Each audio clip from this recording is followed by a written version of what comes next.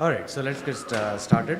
My name is Milind Bhandarkar, as Chetan mentioned. I'm a chief scientist at a company called Pivotal, and I was one of the original members of the Hadoop team at Yahoo. And my career has been spent half of it in HPC and half of it in what we call big data now. That's the only time I'm going to use the big data term. I don't like that. It's going to be all just data from now on. Okay. So Pivotal is a one-year-old company. It's started last April. It's a spin-off from EMC and VMware with some investment from GE. Okay. So the basic premise on which we operate is basically that every industry in the world is turning into a software industry, right? Competitive pressures, cost cutting, all these things basically, and just getting the business agility basically means that software being instrumentable basically to generate data and to analyze those data sets, basically turning a lot of industries into software industries, essentially, right? But there is a big gap in the data processing or data intensive side of the software, right? By some estimates, something like 70% of the world's data is being generated now in this world by customer interactions, consumer interactions with the applications, with your platforms, okay? Only about 80% of that data is actually being stored for compliance purposes, etc. But then there is a huge gap in that out of that 80%, or actually comes to around 56% of the entire data that is being generated, only about 3% of that data is actually being prepared for analysis. And less than 0.5% is actually being analyzed, and even less than that is basically being operationalized, right? So that is the state of affairs in the whole data-enabled applications today, right? I'll give an example of healthcare. If you look at PubMed, the collection of large number of research, it's a research repository for mainly in medical sciences, in healthcare, right? Thousands of studies being done in the last 5 years alone, right? Concerning, medications, concerning hospital readmissions, hospital mortality, whatever you want, right? I mean, thousands of studies being done. But if you go at, let's say, a typical hospital or a typical group of hospitals, for example, how many of them are actually being operationalized? Very few of them. I would count them on handful of number of models that have been generated by these brilliant data scientists are being operationalized, right? So one of my favorite quote actually comes from one of our data scientists who works in the healthcare industry. Basically says that we build all these fancy models and go to the hospital executives and show nice charts and graphs based on PowerPoints. Unfortunately, PowerPoint is not a very good operationalization platform. So the models are all built, they go on PowerPoint, and that's where they die, okay? So what we need basically is a modernization of the application infrastructure that is based on analytics and based on data. Some of the industries have taken note of this. General Electric in particular we all know that they manufacture everything from refrigerators all the way to jet engines, right? And the software business for GE is more than $4 billion a year. I did not know that before I actually read that article. And they are completely modernizing their application development platform, application deployment platforms, data analytics platforms, etc., to take advantage of all these cheap sensors that have basically become commonplace in everyday world, right? A single jet engine produces more than 30 terabytes of data on a transatlantic flight, right? And that data has been kept so far to meet with the federal regulations, but it has not been analyzed, right? So one of the first projects that they actually started was to actually analyze this data and predicting the maintenance schedule so that it can be, rather than doing it on a fixed schedule, they actually now know when the engine actually needs maintenance, and they can save several billions of dollars of cost to them as well as to the airlines because of that, right? So a few companies or a few industries have actually taken note of this new phenomenon, right? What we have seen in the last decade or so, I would say, is that the consumerization of technology, right, has led the companies, mainly the internet companies, to go on this virtuous cycle of apps, that building apps that generate data. Those data sets or the data that is being generated is analyzed, and the results of those analytics are actually pushed back to drive the behavior of the apps, right? And the sooner that you can get through this virtual cycle, the more advantage that you get, right?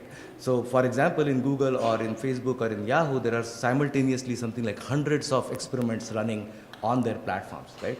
They might be very simple experiments like, okay, it's the black link versus a blue link or versus a green link, right? Or a red button versus a green button.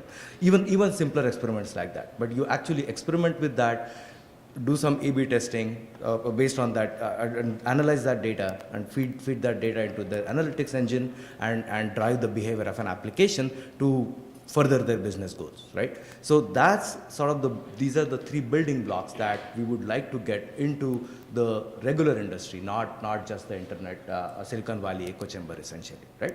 Okay. So in order to do that, what do you need as a modern data architecture? You basically need a single data platform that will actually be able to ingest all this data in, do the analytics where the data actually resides, and feed the results of those analytics to the application fabric, which can then drive the behavior of the applications based on that results of those analytics, right? So what are the requirements from the data fabric then? We basically have to store these massive data sets that are emerging from the application instrumentations, and they could be very diverse, right? They could be just a bunch of plain text logs, they could be telemetry data, there could be sensor data that is coming from all over the places. We have to integrate and ingest all this data from even the legacy systems like your ERP systems or your transactional systems. You have to integrate those data sets also, and really a lot of disparate sources of data need to be integrated, right? The ability to analyze these massive data sets rapidly basically means that the analytics should be run on the platform which is actually storing the data. That was one of the primary driver behind the Google file system and Hadoop distributed file system, with MapReduce as the programming paradigm running on top of that, which is that we move computation to the data rather than pull the data out and carry out computations elsewhere, right? And obviously for the data governance, we need control on that data, we need audit, who accessed which data sets, how to manage that data, all those things are needed. But the most important requirement, in my opinion, from the data fabrics is that it needs to be self-service. If you are waiting for your IT organization to give you some storage space for storing tens of gigabytes of data and wait for 3 months to get that, that's really going to affect your agility to deliver, right? I mean, your ability to deliver, right? Okay. So in our view, the data fabric architecture looks something like this. You basically have not only the storage, but storage plus computation together in a single platform. We need various ways of ingestion. We need real-time ingestion. We basically need micro-batch ingestion, and we need a batch ingestion for legacy and just, taking reference data sets available from elsewhere. And not only is the analytics done on the same platform, the action tier needs to be sitting next to that, where based on that analytics, we basically need to make those analytics actionable as part of your applications. All right. The other thing that has happened in the last 10 years or so, in fact, I would say exactly 10 years, is that the new class of public clouds or public infrastructure has emerged, which basically gives us infrastructure as a service, right? We like to call that infrastructure as a service has become the new hardware. So rather than going and placing an order with HP or Dell or your favorite hardware vendors and waiting for another week, 2 weeks for the hardware to be delivered, installed, all these things, you can basically, with a credit card, you can get hundreds of instances on Amazon AWS, Google Compute Engine, whatever you want, and that's where you develop your application. That agility is basically extremely important in this infrastructure as a service, and that's the new hardware, right? We have basically seen proliferation of public clouds, Amazon Web Services, Google Compute Engine, Microsoft Azure. We have also seen movements in virtualized data centers, on-premise data centers with VMware vSphere, OpenStack, etc. The great points about all these is that very easy to provision hardware, right? IaaS as the new hardware, It's scalable, it's elastic, it's ubiquitous, it's everywhere. Just all you need is a credit card, right?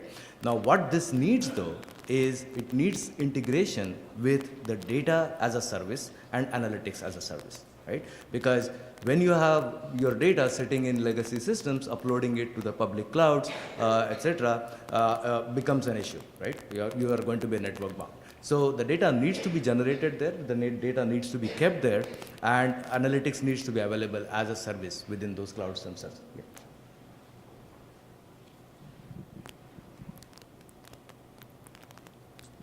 Oh, I see. Okay. All right. So when your applications are going to be deployed on this infrastructure as a service cloud, what you need is that the application fabric itself needs to be cloud agnostic. Right? You have seen several use cases where people develop and test their applications in the public clouds, and then when they are ready for production, they actually bring it in-house. Okay? So when you bring it in-house or on-premise, if you have to rewrite that application to be ported on your on-premise infrastructure as a service cloud, you have lost all the agility that comes with developing these new applications in the infrastructure as a service clouds, right? So we need the application fabric to be cloud agnostic. We basically need it to be open so that the ecosystem builds around that. And it needs to be automated for doing application lifecycle management, right? Because just simple things like it's not always, okay, you publish an app and now for 3 or 4 years, that app remains the same. That's not the case. As a result of that applications, you are going to be generating data, you are going to be analyzing that data and modifying the application behavior by upgrading the applications, maybe piecemeal for some set of users or for all the users, right? So for that, you basically need to manage this automation, manage the application lifecycle, and that needs to be automated, right? A lot of time that I have seen people spending in initial days in the Web 1.0 companies, I would say, is just wiring the infrastructure. You have several of these services, you need to just wire them together, right? And a lot of time gets spent in that. So in order to achieve developer agility, you basically need a simple way of wiring your infrastructure into the applications, all right? So one of the projects that was started in VMware and now has become part of Pivotal, it's an open source project that we call Cloud Foundry. There is a large ecosystem that is, I mean, these slides, these logos are probably a few months old. Now there is a bunch of ecosystem, a bunch of companies have started contributing that, and it has really become a broad-based ecosystem here around Cloud Foundry. Okay, the one problem that Cloud Foundry tries to solve is moving from these legacy app deployment. This is actually this flow chart of after developing an application, what needs to happen in order to deploy it at scale on one of our large hardware infrastructure in-house. This actually is from one of my former employers. I can pick it up from there, right? Details. You are not supposed to be reading those details. Right? So moving from here, what does a modern app deployment, especially with Cloud Foundry, look like, right? Basically, Cloud Foundry being a cloud agnostic platform as a service, it has something called Cloud Provider Interface, APIs. That basically means that it runs on vSphere. A lot of people have been developing it on GCE, that being an open source engine, Cloud Foundry being open source. So you basically need to just choose your cloud infrastructure. You deploy or push your application to that cloud infrastructure, bind that application to the services, right? So no infrastructure wiring required, no hardwired dependencies are needed. And as needed, you can actually scale that application to multiple instances, right? So that's basically what a modern application deployment should look like. We are not there yet, but we are getting it, right? With the Cloud Foundry as an open source project, right? One of the major decisions that Cloud Foundry developers took initially is that these vertically integrated stacks basically says the heavyweight virtual machine, then one app server per virtual machine, one Java virtual machine, all these entire thing basically said, you know what, the computers are getting, hardware is getting, servers are getting so powerful that even deploying virtual machines, etc., for running one single app is a lot of overhead. right? So the unit of provisioning becomes a virtual machine, but then unit of application deployment becomes these lightweight containers inside of those virtual machines, right? And the container technology, especially the recent developments in Linux containers as well as Docker, etc., they have become so powerful that we can actually do that today, right? So that's basically what is simplifying the application deployment in this modern mode. All right. So let me now step back and basically move towards my second part of my talk, which is where does Apache Hadoop or all these commercial Hadoop distributions that are out there, what role do they play in this new emerging data clouds? Okay. What really made Hadoop successful is that it actually changed, it just changed the economics of data processing, right? Just about 6 years ago, the traditional data warehousing systems at that time cost something like $60,000 to $70,000 per terabyte to store and process data. Now that has come to almost 100, maybe around 200 to 300 terabytes, $300 per terabyte, right? Why did that happen? That basically happened because of this cheap open source software-based platform called Hadoop, all right? And as a result of that, the analytics process within the companies themselves have changed. Earlier, the analytics process in a typical company was basically, okay, gather all the data that we could get, right? Throw away the data that we could not handle, which was mainly multi-structured data and unstructured data, just throw away.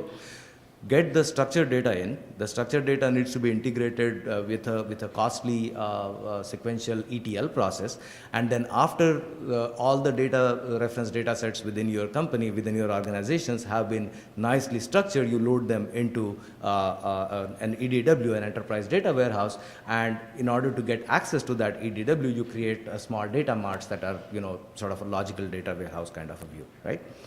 What happened after Hadoop, where basically storage really became cheap and really flexible, is that instead of throwing away all these unstructured data, multi-structured data that you were not keeping forever, now Hadoop provided a way for keeping all this data, right? And MapReduce was the only engine available. It was so flexible that a lot of ETL kind of processes, extract, transform, load processes, could easily be migrated to MapReduce. And therefore, the first thing that people did is offload their ETL workloads from their EDWs onto Hadoop, structured data there, and then from there loaded it onto their enterprise data warehouses, right?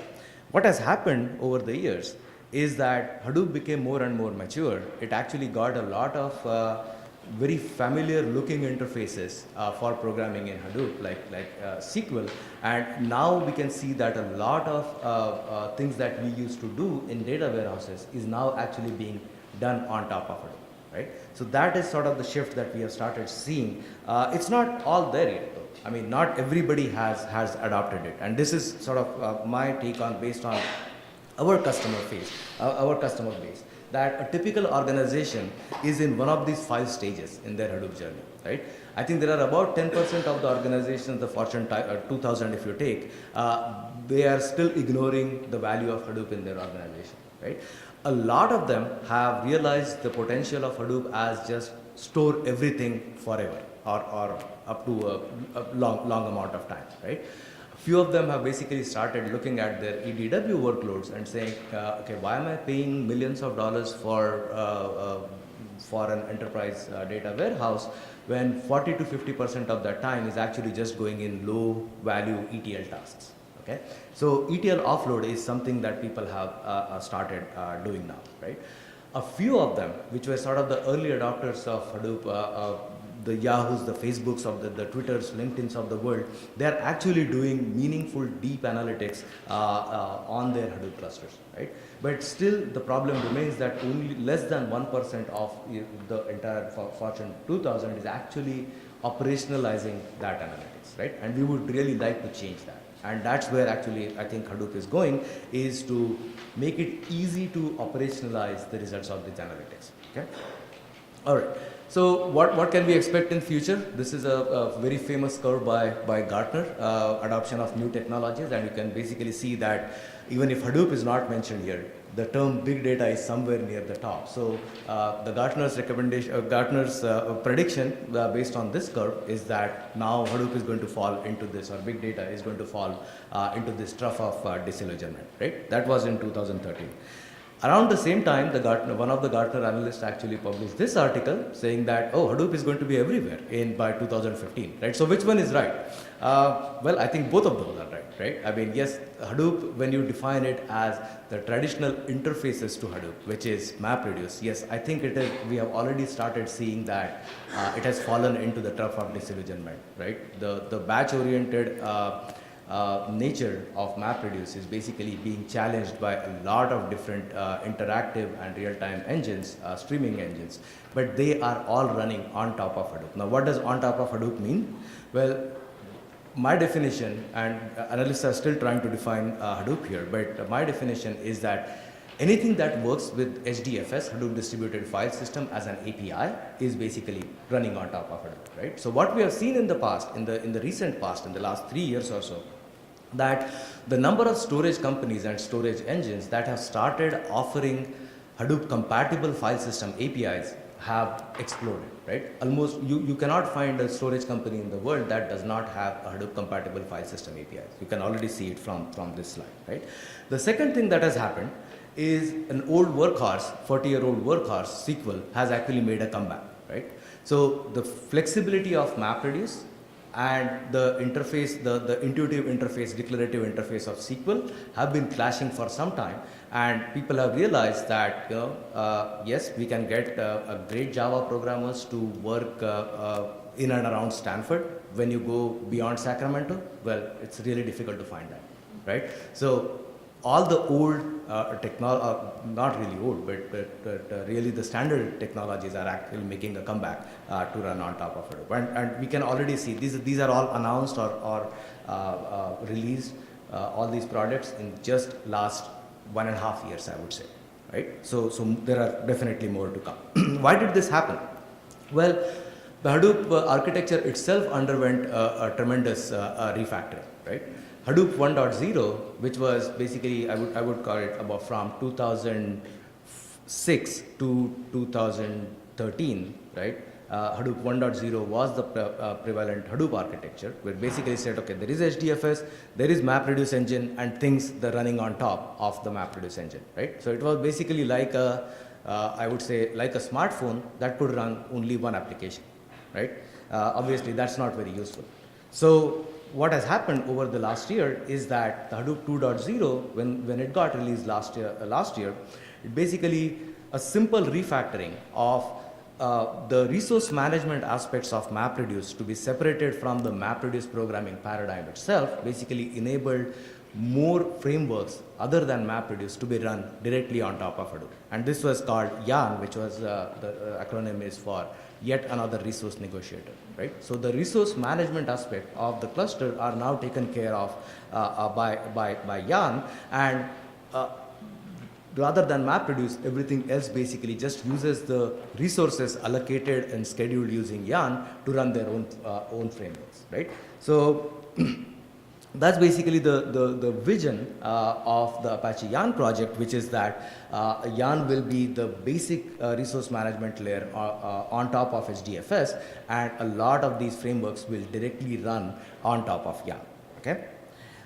So we are truly seeing now Hadoop moving beyond MapReduce, right? Over the last few years, a few pioneering developers have taken their applications and running on top of YARN. So we have basically seen graph processing like using Giraffe, even interactive query engines like HBase can now be deployed using the containers that are allocated using YARN, right? One of my favorite projects, because I proposed it and I worked on the initial version, is something called Hamster, which I sort of bridged my first half of HPC with the later half of big data, both careers together, by taking the OpenMPI runtime and running it in the YARN allocated resources on the Hadoop cluster itself. That's what we call as Hamster. a lot of people in my team have actually implemented that, but Hamster, the name I came up with that, I'm really proud of that. Hamster stands for Hadoop and MPI on the same cluster, right? So we took the OpenMPI runtime. OpenMPI has a very flexible, very pluggable architecture. It works with a bunch of different resource managers, such as Sun Grid Engine, or I think it's called Oracle Grid Engine now, Slurm, a bunch of those, right? We basically replaced that part with the resource manager called Yarn, obviously, right? So Hadoop provides us for resource manager and scheduling, and OpenMPI runtime then takes over, does the wire up, and facilitates communication, IO forwarding, etc., etc. Okay, so details about Hamster, how we are in the process of open sourcing Hamster. We have included it in our commercial Hadoop distribution, Pivotal's Hadoop distribution, but we will be open sourcing that soon. What Hamster enables, though, is a lot of these different frameworks which were not originally suited to be run on top of, directly on top of Hadoop, can now run on top of Hadoop. So one such example is GraphLab. So GraphLab is almost a 5 to 6 year old open source project that came out of Carnegie Mellon University, started by Professor Carlos Lustrin, and he recently formed a company called GraphLab Inc. to commercialize that technology. So GraphLab is basically a machine learning a library of machine learning algorithms that actually treats the underlying data in a graphical model, right? A bunch of those algorithms are available, and the communication layer for GraphLab is actually MPI. Okay, so it can read and write data from HDFS, but the communication, once the graph data structure is created in distributed manner in GraphLab, actually all the communication in these iterative algorithms, machine learning algorithms, actually happens through MPI. So by having Hamster running directly on top of Hadoop, now we can have GraphLab also directly running on top of Hadoop. All right? But obviously only graphs are not enough. So why not set up a separate GraphLab cluster and run GraphLab there, right? In your typical data processing pipeline, you basically have to do a lot of data munging. You have to generate these graphical data structures from the data that you have. And MapReduce and SQL are actually great for that, right? But after that, you have to operate on that data as if they are graphs, and then GraphLab comes in. The results of that analysis using GraphLab then has to be consumed somewhere in application and somewhere in serving, etc. So that's where the interactive query stores actually come into picture. So GraphLab should actually exist with other Hadoop components, and that's why we want to run these such different frameworks in the same environment. All right. So just a couple of minutes. Call to action: prepare for convergence. Right. 3 different communities: the big data community, the HPC community, and MPP database community have been developing great technologies together. Right, actually separately, not together, right? So they have given us a lot of building blocks for building these new applications and new data platforms. Okay, what I would like to see happen, and actually I have already started seeing this happen, is that a lot of the common aspects of that, resource management, allocation, application lifecycle management, authorization and authentication, right? All of those need not be reinvented by each of these communities separately, right? Let us decide on one strata and then build on top of that, okay? So I would like to leave with the vision of this new data cloud, and obviously the application fabric sitting on top of that. Basically want to get SQL services, streaming services, large scale batch analytics services, all of them on a single platform, which will be whatever that platform looks like. It will be called Hadoop, I think, or Hadoop++, right? And it will be deployable not only on-prem, on bare metal hardware, but on-prem virtual machines and on the public clouds, right? Okay. Take a couple of questions or?